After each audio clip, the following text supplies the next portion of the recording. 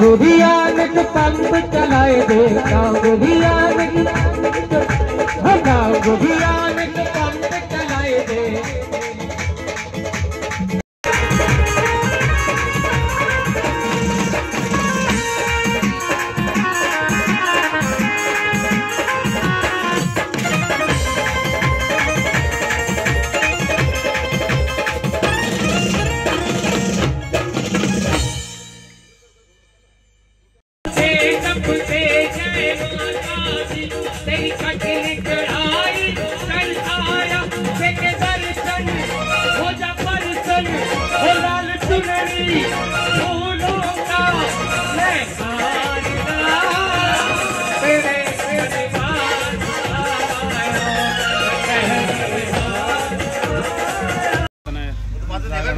कैसा लगे भोजन, कैसे लगे? अच्छा तो लगा था।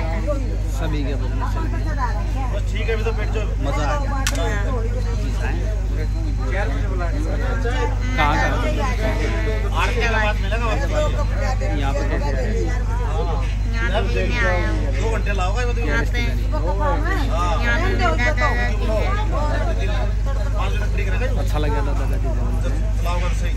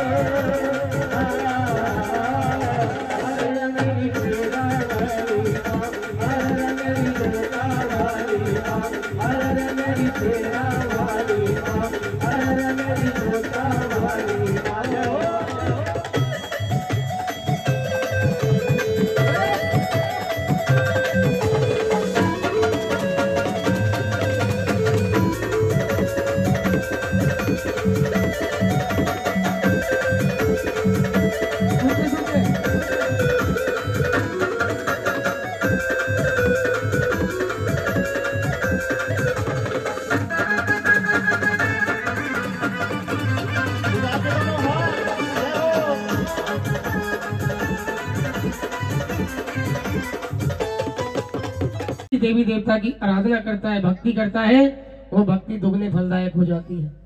हमारे सनातन धर्म में मंदिर 5 बजे खुलते हैं, लेकिन गुरुद्वारा 2:30 बजे आ जाते हैं। हाँ जी, प्रभात फेरी जो है 3 बजे शुरू हो जाती है। क्या तो सच्चे दरबार की कहते हैं भक्तों, बड़े प्राचीन समय की बात, भारतवर्ष के अंदर राजा स्पर्श राज्य किया करते थे। राजा के महलों में सारी सुख और सुविधाएं थी, परंतु दुख एक था कि उनके घर में कोई संतान नहीं थी। क्या तो जय माता की। बड़ा कठिन शब्द है, आसानी से नहीं निकलेगा जुबान में। आपकी नहीं कह रहा, सभी की कर। किसी को गाल देनी हो तो तुरंत आ जाएगी जुबान पे, लेकिन यह पवित्र शब्द बड़ी आसानी से नहीं निकलता, जिभ्या 8 खा जाती है। क्या तो जय माता की। भोजन आप करोगे उसका फल आपको मिलेगा, वो पेट आपका भरेगा, मेरा नहीं। भोजन आप करोगे तो जयकारा भी आप बोलोगे तो उसका फल भी आपको मिलेगा, मुझे थोड़ी। क्या तो जय माता दी। राजा स्पर्श के घर कोई संतान नहीं थी भक्तों। हर बार माँ के दरबार जाके राजा संतान की प्रार्थना करता था। एक समय की बात, शयन कक्ष में राजा सोया हुआ है, सपने में आकर के माँ दर्शन देती है, हे राजन तो हर बार मेरे दरबार जाके संतान की प्रार्थना करता है, आज मैं तेरी प्रार्थना को स्वीकार करती हूँ, तुम्हारे घर एक नहीं 2-2 कन्याओं का जन्म होगा। बोलो सच्चे। इतना वरदान देकर के माँ भगवती अंदर ध्यान हो जाती है भक्तों। ठीक 1 वर्ष के पश्चात राजा के महलों में एक सुंदर सी कन्या का जन्म हो गया। बोलो सच्चे। पंडित जी को बुला के कन्या की जन्म कुंडली बनवाई। पंडित जी ने आकर के कन्या को देखा, बोले महाराज तारों की छांव में, ये जो समय चल रहा है, तारों की छांव में तुम्हारी कन्या पैदा हुई है, इस कारण हम तुम्हारी इस कन्या का नाम तारा रखते। रानी कहां से बन गई, अभी पैदा हुई अभी तो, इसलिए हम इसका नाम तारा रखते हैं। हे महाराज, ये कन्या तुम्हारे कुल की मान मर्यादा को दिन दूनी रात चौगुनी तरक्की करवाएगी, इसका भाग्य बड़ा ही उज्जवल है, और ये कन्या स्वयं माँ भगवती की भक्तनी है, संतनी है। बोलो सच्चे। इतना कह करके पंडित जी चले जाते हैं। भक्तों, बड़े लाड प्यार से कन्या का पालन पोषण होने लग जाता है। 1 वर्ष के पश्चात राजा के महलों में दूसरी कन्या का जन्म हो गया। बोलो सच्चे। पंडित जी को पुनः बुलाया। पंडित जी ने आकर के कन्या को देखा, महाराज ये कन्या तेरे कुल के लिए घातक है, कुल कलंकिनी है। अगर ये तेरे महलों में रही तो दर दर की भीख मंगवा देगी। इसके भाग्य में तो नीच घर में पलना लिखा है। हे महाराज, तुम ऐसा करो, इस कन्या का वध करवा दो। राजा कह रहे, नहीं महाराज, मैं इस कन्या का पिता ही नहीं, इस राज्य का भी राजा हूँ। अगर मैं ही कोई गलत काम करूंगा तो मेरी प्रजा का क्या होगा? बोलो सच्चे। हे महाराज, अगर इस संसार में सबसे बड़ा दान कन्यादान है तो कन्या हत्या करना भी सबसे बड़ा। मैं कन्या की हत्या नहीं करूंगा, कोई दूसरा उपाय हो तो बता दो। पंडित जी कहने लगे, महाराज एक उपाय और है। क्या? एक लकड़ी का संदूक बनवाओ, उसके ऊपर हीरे जवाहरात मणियां जड़वा दो। जितना धन आपने इस कन्या के जीवन में खर्च करना है, पढ़ाई में, लिखाई में, विवाह में, उतना धन नगद के रूप में संदूक में भर दो। मखमल का कपड़ा बिछा करके इस कन्या को आपके महल के पीछे जो नदी बहती है उस नदी में जाकर के प्रवाहित कर दो। बोलो सच्चे। हे महाराज, हीरे मोतियों के लालच में कोई ना कोई उस संदूक को निकाल लेगा, तेरी कन्या का पालन पोषण हो जाएगा और जो तुम धन भेज रहे हो तुम्हारे हाथों से दान भी हो जाएगा। बोलो सच्चे। इस प्रकार महाराज आपको कन्या हत्या का पाप कह दो। जय माता दी। भक्तों, राजा को उपाय बड़ा ही अच्छा लगा। लकड़ी का संदूक बनवाया, हीरे जवाहरात मणियां जड़वा दिए, धन भर दिया, मखमल का कपड़ा बिछाया, कन्या को लिटाया और जाकर के महल के पीछे जो नदी बहा करती थी उसमें जाकर के संदूक को छोड़ दिया। बोलो सच्चे। भक्तों कहते हैं संदूक इतना भारी था कि हो सकता था वो नदी में डूब जाता, क्योंकि भक्तों उस जमाने में सिक्के भी सोने के चला करते थे। लेकिन कहते हैं भक्तों, जिनके हाथ निशान है तीन अटकावे कौन, जिन्हों राखण वाली माँ ज्वाल पातो मारने वाला। समय पर पहुंच करके माँ भगवती ने संदूक के नीचे अपना हाथ लगा दिया। बोलो सच्चे। धीरे धीरे आगे संदूक जो है बढ़ने लग जाता है, तैरने लग जाता है। तैरते तैरते वह संदूक भक्तों काशी नगरी के समीप गंगा जी में बहता हुआ घाट के पास से गुजर रहा था। प्रभात काल की बेला थी। एक ब्राह्मण देव का स्नान ध्यान का समय हो गया। एक हाथ में पूजा की थाली, एक हाथ में जल का लोटा लेकर के जैसे ही पंडित जी घाट पर पहुंचे, जगमगाते हुए संदूक पे नजर पड़ गई। बोलो सच्चे। संदूक को देख करके तुरंत ही पंडित जी के मन में लालच। चलो जय माता दी। थाली लोटा किनारे पर रख दिया। पूजा स्नान ध्यान तो थोड़ी देर के बाद भी हो जाएगा, अगर ये संदूक निकल गया तो फिर हाथ क्यों ना पहले संदूक पकड़ लो। थाली लोटा किनारे पर रख दिए, नदी में उतर गए, संदूक की तरफ हाथ बढ़ाया, संदूक उनके हाथ से और पीछे गहरे पानी में हो गया। बोलो सच्चे। धीरे धीरे आगे बढ़ते रहे, संदूक को पकड़ने की चेष्टा करते रहे। भक्तों, जब नाक तक पानी आ गया, पंडित जी का मन जो है अंदर ही अंदर डरने लगा, कहीं ऐसा ना हो इस धन के लालच में मेरे पीछे वाले बिल्कुल साइलेंट है, हड़ताल है, हमारी मांगे पूरी करो, कहीं मेरे प्राण ना चले जाए। वापस घाट पर लौट आए, लेकिन भक्तों मन से लालच। घाट पर आकर के चारों ओर दृष्टि दौड़ाई, शायद कोई मिल जाए। देखा घाट के सबसे ऊपर वाली सीढ़ी पर सुबह सुबह एक हरिजन झाड़ू लगा रहा था। बोलो सच्चे। आवाज लगा दी, अरे भाई इधर आओ। भक्त जब हरिजन ने भाई शब्द सुना तो मन ही मन डर गया। ये पंडित जी रोज मेरी परछाई से भी दूर होके निकल के जाते हैं, आज मुझे भाई कह रहे हैं, जरूर कोई बात है। बोलो सच्चे। भक्तों, उस जमाने में ऊंच नीच का बड़ा भेदभाव हुआ करता था, और आज भी कई जगह ऐसा है कि दलित परिवार का लड़का घोड़ी पर नहीं निकल सकता। आज भी भेदभाव है। लगभग 76 वर्ष हो गए मेरे भारत को आजाद हुए, लेकिन ये भेदभाव पूरा खत्म नहीं हुआ। क्या तो जय माता दी। हाँ पंडित जी, बात क्या है? बोले भाई नजदीक आओ। बोले ना महाराज, वहीं से बता दो बात क्या है। बोले भक्त, वो देखो नदी में एक संदूक बहता हुआ जा रहा है, क्या तुम वो संदूक निकाल करके मुझे ला करके दे दोगे? बोले महाराज, मैं भी सुबह सुबह अपने काम धंधे पे निकला हूँ, रोजी रोजगार कमाने निकला हूँ, आप मुझे ये बताओ, अगर मैं वो संदूक ला करके आपको दूंगा, उसके बदले में आप मुझे क्या दोगे? इतना सुनना था। पंडित जी ने अपनी बुद्धि का इस्तेमाल किया, सोचने लगे ये संदूक नदी में तैर रहा है, अगर ये तैर रहा है तो इसके अंदर कुछ भी नहीं है, अगर इसके अंदर कुछ होता तो ये तैरता नहीं, डूब जाता। ठीक है भक्त, तुम एक काम करो, संदूक ला करके मुझे दे दो। वो संदूक तो मेरा उसके अंदर जो कुछ भी निकले वो कह दो जय माता की। इतना सुनना था भक्तों, हरिजन ने नदी में छलांग लगा दी, तैरता हुआ गया, संदूक को पकड़ा, ला करके घाट पर रख दिया। जैसे ही उसका ढक्कन खोला तो देख करके अचंभित रह गया भक्तों, उसके अंदर एक नन्ही सी नवजात कन्या लेटी हुई अपने बाएं पैर का अंगूठा चूस रही थी। बोलो सच्चे भक्तों, बड़े दुर्भाग्य की बात थी कि उस हरिजन के घर भी कोई संतान। झपट करके कन्या को उठा लिया, छाती से लगा दिया। पंडित जी, आपने कहा था संदूक में जो निकले वो ले जाना। ये कन्या निकली है और मेरे घर में अगर किसी चीज की कमी है, एक औलाद की कमी है, ये कन्या मुझसे मत मांगना। बोलो सच्चे भक्तों, उस हरिजन ने मखमल का कपड़ा हटाकर भी नहीं देखा कि उस संदूक के अंदर सोने के सिक्के भी भरे हुए हैं, क्योंकि उसके मन की इच्छा तो पूरी हो गई थी। और भक्तों, ये सच्चाई है, कहते हैं भरे पेट पर भूख नहीं, ना मानो तो खा देखो, और बिना बुलाए आदर नहीं, ना मानो तो ये भी गई थी, भस्म हो गई थी। बिना बुलाए का ऐसा भी है, क्या तो सच्चे। बहन जी बताना जरा कथा कहाँ छोड़ी है?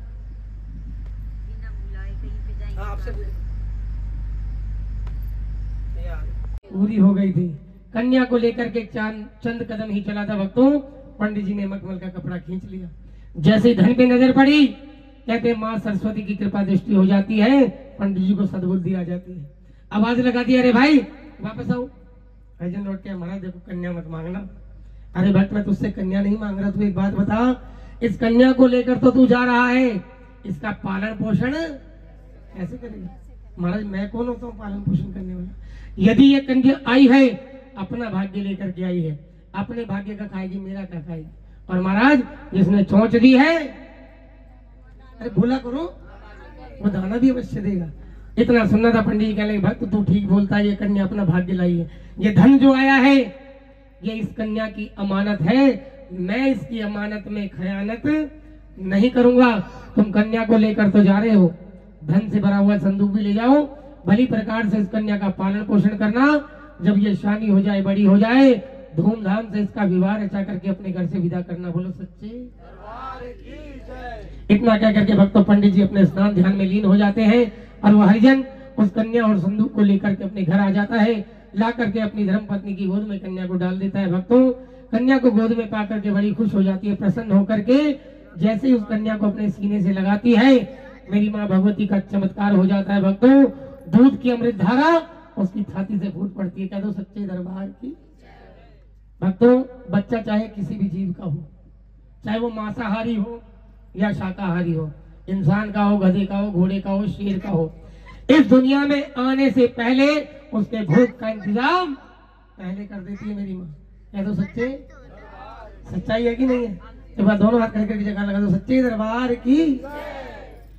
कन्या जो है अपनी धर्म की माता के सीने से लग करके दूध का अमृत पान करने लग जाती है। भक्तों, कन्या को घर में आए 3 दिन गुजर गए। हरिजन ने सोचा कन्या तो आ गई, इसका नामकरण भी तो करवाना है। पास में मंदिर था, वहां पहुंच के आवाज लगा दी, पुजारी जी, अरे पंडित जी बाहर आओ। पंडित जी निकल गए, क्या आवाज है भाई? महाराज मेरे घर एक कन्या आई है, उसका नामकरण कर दो। अबे तेरे घर कन्या? तेरे घर कन्या कैसी आ गई? अभी कल शाम को तो तुम्हारी स्त्री कुएं पे जा रही थी पानी भरने। उस जमाने में हर मोहल्लों के अलग अलग कुएं हुआ करते थे, है जी। आजकल की तरह टोटियों में पानी नहीं आता था, मोटरें नहीं लगी हुई थी। ये ब्राह्मणों का है कुआं है, ये दलितों का कुआं है, ये क्षत्रियों का कुआं है, ऐसे कुएं हुआ करते थे। सार्वजनिक रूप से वहां से पानी भर के लाया जाता है। शाम को तो तुम्हारी स्त्री कुएं में पानी भरने जा रही, कन्या कैसे आ गई? बोले महाराज जैसा आप सोच रहे वैसे नहीं। देखिए भक्तों, एक बात मैं आपको बता दूं, 5 उंगलियां बराबर नहीं।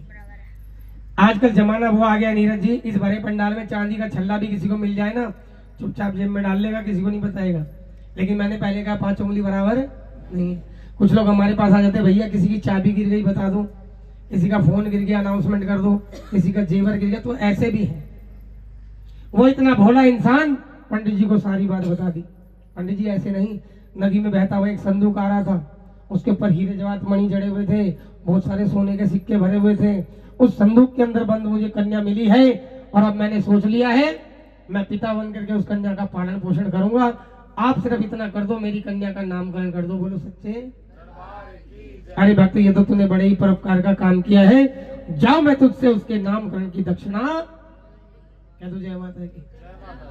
पंडित जी ने अपना पत्रा खोल लिया, कहने लगे भगत, जिस विधि से जिस तरीके से तुझे कन्या प्राप्त हुई है उस विधि अनुसार इस कन्या का नाम रुक्मणी निकलता है। बोलो सच्चे भक्तों, उसका नाम रुक्मणी क्यों निकला पता है?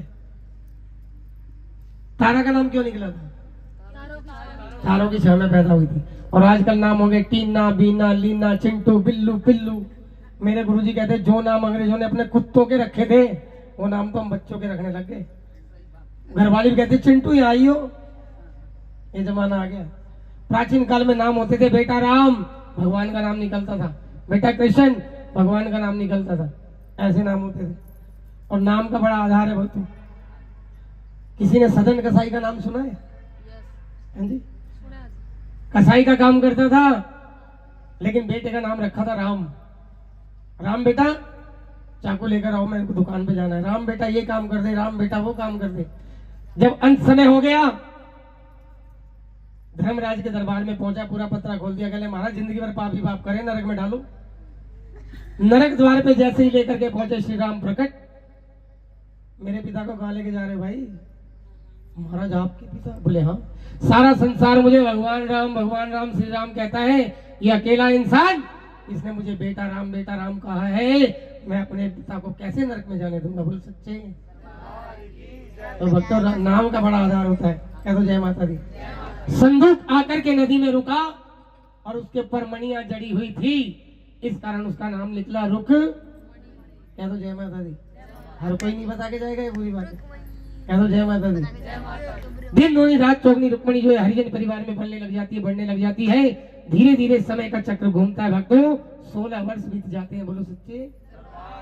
और इधर 16 वर्षों में राजा स्पर्श के घर कौन? तारा जो है विवाह के योग्य हो गई।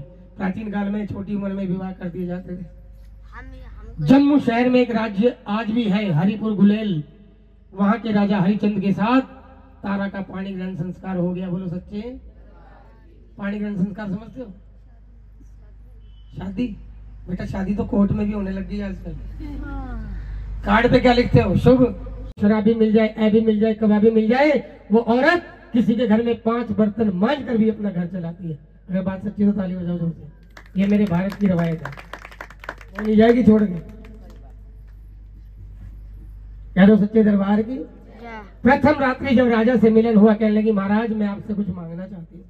अरे महारानी, आप इस राज्य की महारानी है, आप काला करो या सफेद करो सब तुम्हारा ही तो है। तो नहीं महाराज, पहले वचन दो तभी मांगूंगी। महारानी, आपने पहली बार हमसे कुछ मांगा है, जाओ हम तुम्हें 2 वचन देते हैं, तुम जो कहोगी वो अवश्य पूरा किया जाएगा। अपना वचन बताओ। तारा कहने लगी महाराज मेरा पहला वचन ये है, जब से मैंने अपना होश संभाला है, जब तक मैंने माँ की सेवा नहीं की है, मैंने अन्न और जल ग्रहण नहीं किया है। पहले उठ करके माँ की पूजा करती हूँ, उसके बाद ही मैं भोजन करती है। महाराज मैंने डोली में आते हुए देखा, आपके महल में बड़ा सुंदर बाग है, उस बाग के अंदर मेरी माँ का एक मंदिर बनवा दो, मूर्ति की प्राण प्रतिष्ठा करवा दो, ताकि मैं महलों में रह करके अपनी माँ की सेवा कर सकूं। बोलो सच्चे। इतना सुनना था भक्तों, राजा का चेहरा कमल की तरह खिल गया। मेरा अहो भाग्य रानी, आपके आने से यदि माँ का मंदिर मेरे घर में बनेगा, मुझसे बड़ा भाग्यशाली और कौन होगा? बोलो सच्चे। वचन दिया, मंदिर अवश्य बनवाऊंगा। दूसरा वचन बताओ। कहते कि महाराज दूसरा वचन ये है, मुझे माँ के जागरण में, चौकी में, कीर्तन में, गुणगान में जाने का बड़ा चाव है। आप मुझे दूसरा वरदान ये दो, मैं जहां कहीं भी इसके गुणगान के लिए जाऊंगी, ना तो आप मेरा रास्ता रोकोगे और ना ही मुझसे कोई सवाल करोगे। हे महारानी, तुम मेरी अर्धांगिनी हो, अगर तुम कोई धर्म का कार्य करोगी तो उसका आधा फल मुझे भी तो मिलेगा। जाओ, मैं तुम्हें किसी भी धर्म के कार्य में जाने से नहीं रोकूंगा। और भक्तों, ये बात इस घोर कलयुग में आप न्यूज सुनते, कैसी कैसी खबरें आ रही हैं, छोटे छोटे बच्चों के साथ पाप किया जा रहा है। मैं तो कहता हूं तुरंत गोली मार देनी चाहिए ऐसे लोगों। लेकिन भक्तों, इस घोर कलयुग में भी ये बात सत्य है कि घर की लक्ष्मी, चाहे वो माँ हो, बहन हो, बेटी हो, पत्नी हो, अगर कोई दान पुण्य करती है, वो दान पुण्य कभी बेकार नहीं जाता। कई बार ऐसा होता है नीरज जी, हम भाई गाड़ियां घोड़े लेके चलते हैं, कुछ ना कुछ दुर्घटनाएं होती रहती हैं, घर में आके कहते न जाने किसका दिया लिया सामने आ गया, जो आज प्राण बच गए। लेकिन भक्तों, जो घर से दान पुण्य किया जाता है, वो सामने आकर के उस संकट को टाल देता है। इसलिए भक्तों आपसे इतना ही कहना चाहूंगा, यदि आपके घर कोई दीन ही ना जाए, बेशक नहीं देना हो तो हाथ जोड़ देना, लेकिन कभी उसका अपमान मत करना। कहते तुलसी संसार में सबसे मिलिए धाए, न जाने किस वेश में तुझे नारायण मिल जाए। बोल सच्चे दरबार की जय। मुझे मिली है मगर मैं पहचान नहीं पाया। आकाश भैया आपको बता रहा था जो बात, 4 यात्रा साइकिल की हो चुकी है, अगर इजाजत है तो बोलूं। 4 यात्राएं साइकिल वैष्णो देवी की हो चुकी हैं। तीसरी यात्रा के दौरान सागरपुर पालम की तरफ कौन कौन गए पता है कुछ? डेसू कॉलोनी है, वहां पर महाकाली का मंदिर है, वहां से हम लोग साइकिल यात्रा प्रारंभ करते हैं। 10-12 बंदों का गुट हमारा जो है साइकिल लेकर तैयार। जैसे यहाँ से इस सड़क का कोना है, इतनी दूर पहुंचे थे, एक बुजुर्ग महिला ने रास्ता रोक लिया, बेटा कुछ दे के जाओ। जिसकी जैसी इच्छा थी, किसी ने 10 दिया, 5 दिया, 2 दिया। जब मेरा नंबर आया 10 का नोट निकाला, माता जी ये लो। बोले ना, तेरे बैग में 2 वो लड्डू और मट्ठी है ना, वो दे दे। कैसे पता? 2 लड्डू दिए, मट्ठी दी, कहते बेटा जा मैं वहीं मिलूंगी। तब भी नहीं पहचान पाया। लोगों की साइकिल खराब भी हुई, पंचर भी हुए, आने जाने में मेरा कुछ भी नहीं हुआ।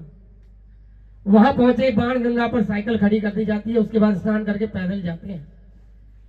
जैसे ही बाण गंगा से नहा के बाहर निकला, एक छोटी सी कन्या ने, लगभग होगी 10 साल की, मेरी पैंट खींच दी, लड्डू देना, मट्ठी देना। बताइए क्या कहोगे इसे? उसको भी 2 लड्डू और मट्ठी दिए, कहती जा आराम से दर्शन होंगे। भक्तों जिस समय हम 4 लड़के लाइन में लग करके भवन में घुसे, आरती का समय हो गया, और वहां पे ऐसा होता है गुफा में, जो अंदर आ गया तो अंदर है, जो बाहर है तो। लोगों को पता है, आप लोग कहीं वैष्णो देवी गए हैं? कौन कौन गए? हाथ खड़े करके बताओ। ये लक्ष्मी सरस्वती काली, जल्दी निकलो। ऐसी ये लक्ष्मी जी सरस्वती काली जी, जल्दी निकलो फटाफट, भीड़ बहुत है। पौना घंटा माँ के चरणों में बैठने का सौभाग्य मुझे प्राप्त हुआ। घर आकर के हमने कन्या जिमाई, जब धर्मपत्नी को बताया कि मेरे साथ ऐसे ऐसे, कहती वहां जाने की जरूरत क्या थी, यहीं पैर पकड़ लेते। लेकिन भक्तों नहीं पहचान पाते, ये सच्चाई है। अगर मान लो उस समय हम भी उसे दुत्कार देते, चले बुढ़िया पर न हो जा, तो क्या होता? दर्शन होते, उल्टा श्राप और लग जाता, यात्रा सफल होती भी नहीं होती। तो कभी भी आपके घर कोई दीनहीन याचक आ जाए, उसका अपमान कभी मत कीजिएगा। कह दो सच्चे दरबार की। बताइए कथा कहाँ छूटी? अरे किसी और को बता दो, पीछे वालों की हड़ताली हुई है। राजा ने दोनों वचन दे दिए, रानी तुम मेरी अर्धांगिनी हो, तुम कोई धर्म का कार्य करोगी तो फल मुझे भी तो मिलेगा। जाओ, दोनों वचन दिए, तुम्हें कभी नहीं रोकूंगा। बोलो सच्चे दरबार की जय। महारानी तारा जो है भक्तों, कभी हवन, कभी कीर्तन, कभी जागरण करते हुए माँ की सेवा में लीन हो जाती है। राजा जो है अपना राज्य चलाने लग जाते हैं। 1 वर्ष का समय बीत जाता है भक्तों। 1 वर्ष के पश्चात महारानी कृपा करती है, तारा की गोद भर जाती है, एक सुंदर सा बालक महलों में पैदा हो जाता है। पंडित जी को बुला करके जो है बच्चे की जन्म कुंडली बनवाई। पंडित जी बोले महाराज, चंद्रमा जैसा सुंदर तेरे बच्चे का मुखड़ा है, इस कारण हम तुम्हारे इस बच्चे का नाम सुंदर रखते हैं। बोलो सच्चे भक्तों। इधर तो राज परिवार बड़ी धर्म प्रांत के साथ राज्य चला रहा है, और इधर हरिजन के घर कन्या कौन थी? रुक्मणी भी विवाह के योग्य हो जाती है। अपनी ही जाति में एक लड़का देख करके भक्तों हरिजन ने बड़ी धूमधाम से उस कन्या का विवाह रचाया। और देखिए भक्तों भाग्य, उसी राज्य में ब्याह करके रुक्मणी भी आ गई जिस राज्य में उसकी बड़ी बहन महारानी बन के आई थी। अर्थात जो हरिपुर गुलेल राज्य था, उसी राज्य में ही रुक्मणी का भी विवाह। कह दो जय माता की। ससुराल में जब आई तो उसे पता लगा कि उसकी सास जो थी राजा के महलों में चौका बर्तन झाड़ू पोछा करने जाती थी। ससुराल में आए हुए भी चंद ही दिन गुजरे थे भक्तों, हाथों से मेहंदी का रंग भी नहीं छूटा था। रुक्मणी की सास बीमार पड़ गई। अपनी बहू को बुला लिया, रुक्मणी बेटी। हाँ माता जी। बेटा आज मेरी तबीयत खराब है, मैं राजा के महलों में काम करने नहीं जा सकती, क्या तुम मेरे स्थान पर जा सकती हो काम करने? बोली माता जी जब आप जा सकती तो मैं क्यों नहीं जा सकती, मुझे आज्ञा दो, मुझे करना क्या है। देखिए भक्तों, उस जमाने में बहू ने सास के शब्दों को तुरंत मान लिया, और आजकल के जमाने में सास कहते ना बेटा पानी गर्म कर दे, नहाना है, तो जाना बढ़िया पर ना मर ले तू। आजकल जमाना हुआ है, सास भी कभी कसौटी। स्टार प्लस में तो देश का बेड़ा गड़क है। श्रीमान जी हारे थके आ जाए, बोलो भाई एक गिलास पानी पिला दो, लोग चुपचाप बैठ जाओ, फिर एक खा जाओ। और देखो कितना अच्छा सीरियल है। पहले तो ये उसकी घरवाली थी, आज का सीरियल भी तो ऐसे ऐसे आ रहे हैं। लेकिन भक्तों, मेरा और गुरुओं का मानना ये है, जैसी होगी दृष्टि वैसी बनेगी सृष्टि। जैसा देखोगे उसका कुछ ना कुछ असर तो आएगा, क्योंकि विज्ञान अगर वरदान है तो अभिशाप भी है। ये एक लीतरा दे दिया आपके हाथों में, जिसे इंटरनेट सहित मोबाइल फोन, ये आपके ऊपर है, आपने बिगड़ना है या सुधरना है। पढ़ाई लिखाई खोलोगे तो वो भी खुलेगी, और कोई गलत शब्द डालोगे तो वो भी खुलेगा। ये तो आपके ऊपर है, आपने बिगड़ना है या सुधरना है। कह दो जय माता दी। बताइए कथा छोड़ी। रुक्मणी ने अपनी सास की बात मान ली। बिल्कुल ठीक, अपनी सास के शब्दों को सिरधारे कर लिया, झाड़ू टोकरा उठा लिया, महलों में पहुंच गई सफाई करने के लिए। भक्तों, प्रभात काल की वेला थी, ब्रह्म मुहूर्त का समय। पहली बार वो बेचारी इतनी सुबह सुबह उठ करके आई थी। इधर जो है महारानी तारा का मंदिर में कीर्तन का समय हो गया। संतों महंतों के साथ बैठ करके माँ का भजन करने लग जाती है। भक्तों, जब भजनों की आवाज रुक्मणी के कानों में पड़ती है, अपनी सारी सुध-बुध भूल जाती है। झाड़ू टोकरा एक तरफ फेंक दिया, महलों से बाहर निकली, बागों में पहुंची, देखा मंदिर बना हुआ है। मंदिर के द्वार पर पहुंच करके अंदर का नजारा देखा। राज्य की महारानी संतों महंतों के साथ बैठ करके माँ का गुणगान कर रही थी। बोलो सच्चे। दरवाजे की चौखट से कमर लगा करके बैठ गई। भक्तों, पहली बार बेचारी सुबह सुबह उठ करके आई थी। भजन सुनते सुनते रुक्मणी को निंद्रा। कह दो जय माता दी। इधर जब मंदिर में कीर्तन संपूर्ण हुआ, महारानी तारा ने माँ को भोग लगाया। और भक्तों, आजकल ये कलयुग में मैं देख रहा हूँ, महिला मंडल हो गए हैं काफी, कीर्तन वाली औरतें। वो क्या करती है, पहले आरती करती है, फिर भोग लगाती है। अरे जब तुमने मुझे बुला करके मुझे भेज दिया, भोग किसको लगाओगे? पहले भोग लगेगा, बाद में आरती होगी। इस बात का ध्यान रखना, कभी अगर मंडली बुलानी भी हो तो। मैंने बहुत जगह देखा है, पहले वो आरती कर देती है, बाद में भोग लगाती है। बहुत गलत है ये। आपने मुझे बुला लिया और भूखा ही भेज दिया, तो खाना किसे खिलाओगे बाद में? या तो सच्चे दरबार की तारा रानी ने मां की जोत को भोग लगाया, आरती की, और प्रसाद बांटते बांटते जैसे सबको प्रसाद बांटते हुए दरवाजे की चौखट के पास पहुंची, रुक्मणी को देख करके अपनी भक्ति की शक्ति से जान गई। रानी आप? बोली हाँ बहन, ये प्रसाद ले लो। बोली महारानी मैं प्रसाद तो ले लूंगी, लेकिन अभी जो आप ये माता माता करके गा रही थी, ये माता कौन है, क्या करती है? बोले रुक्मणी तू नहीं जानती? बोले ना। कहने लगी ये आदि शक्ति माँ ज्वाला है, जिनकी कृपा से नैनहीन को नैन, गूंगों को जुबान, कोड़ी को काया, निर्धन को माया और बाजों को पुत्र रत्न प्राप्त हो जाते हैं। रुक्मण थोड़ा पानी पिलवा दीजिए। क्या मेरे मन की मुराद पूरी कर देगी? अरे रुक्मणी 33 कोटि, लोग कहते हैं करोड़, 33 करोड़ नहीं है भक्तों, कोटि माने प्रकार, टाइप ऑफ। 33 कोटि देवी देवता मेरी माँ के चरणों से मांगने आते हैं। तेरे मन की मुराद क्यों नहीं पूरी होगी? सच्चे हृदय से मांग के देख। यदि ऐसा है महारानी, उपाय बताओ। कहने लगी मंदिर में प्रवेश करूं, देखो माँ के चरणों में एक कलश रखा है, उस कलश के अंदर अपनी नेक कमाई से टका डाल करके तू मन्नत मांग, तेरे मन की मुराद जरूर पूरी होगी। बोलो सच्चे। भक्तों, ये कलश अभी हमारे नीरज जी आप सभी के पास लेकर के आएंगे। जिसके मन में कोई कामना भावना है, माँ के प्रति कुछ कहना चाहते हैं, प्रभात काल की वेला और अभी भी पावन नवरात्रे में आगे गए हैं, प्रभात काल की वेला, इसके अंदर आप दक्षिणा रख करके माँ से अपनी मुराद कह सकते हैं। लेकिन उससे पहले इतना जरूर कह दूं, मांगो उतना जो समा सके। माँ ये नहीं कहती इतना बड़ा जागरण कराओगे मैं तभी दूंगी, श्रद्धा के 2 फूल चढ़ा दोगी तब भी वो उतना ही देगी। कहते धूप नहीं मांगती, दीप नहीं मांगती, माँ तो बस भक्तों का प्यार मांगती। आपने मुझे जल पिलाया, भगवान आपको जल में डूबो डूबो के मारे।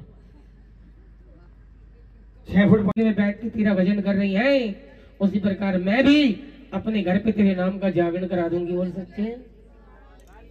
अब तो जयकारा में नहीं निकल रहा, कल सारा क्या मांग लूं? स्कॉर्पियो मांग लूं, नाना कोठी बनवा लूं।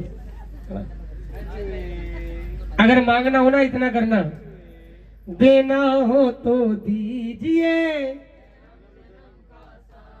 मेरे सर पर। हाँ जी बताएगा माता रानी भगवती। ले बेटे वो लंगरवीर और भी है मेरी। लड़कियों का प्रसाद ले लिया, लड़की बन गए ये यहाँ भी है लड़की, की करे लड़की है, क्या लड़की है देख लियो। तो भाई अभी काम करके आ गए हैं, अभी जाएंगे अपने स्टूडियो, वहाँ करेंगे अपनी बैटरी चार्ज, वीडियो मिक्सिंग। ये देखो भाई कालू पीछे आ रहा है, फिर डालेंगे इसमें। तो देखियो भाई, बताइए भजन कैसे लगे आपको। धन्यवाद।